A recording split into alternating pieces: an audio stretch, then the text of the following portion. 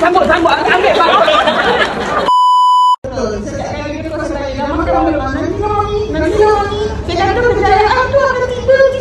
Saya kata, kalau tak ada usaha, usaha daripada dalam, dia tak akan keluar. Dan ingat, pesan Mami, apa yang Mami bagi, yang terbaik Mami buat research dulu. Sebenarnya main traffic ni, first saya tengok IT partner. Waktu ketika itu, kakak dia beza setahun daripada dia. Dan dia ada masalah, bila dalam kelas, cikgu kata dia fokus. Tapi saya tak tahu anak puan, bila time exam, dia tak boleh jawab. So cikgu sampai tak ada harapan dengan kakak dia. Dan ini sebenarnya yang betul-betul impact besar SKB daripada anak saya yang perempuan tu. Rupanya pun saya dapat tahu dia ada anxiety. Bila dia nampak kertas tu dia jadi macam takut dah, dia gigil.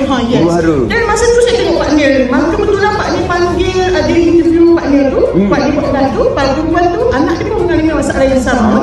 Dan masa tu saya kena pam. Okey, saya terus cari and then I dapat jumpa ada jiran I yang buat benda ni dan I bagi dia dan I nampak kesan. Tapi sebab keberuntungannya kakak dia sekolah di rumah SK. So aku monitor ngak bang masuk.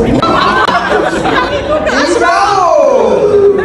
sampai dia kata, Mami boleh tak stop pasal style? Tak apa. Dan sekarang dia dapat result, untuk tak paksa. Kakak dia trial ada hanya 1A dan banyak.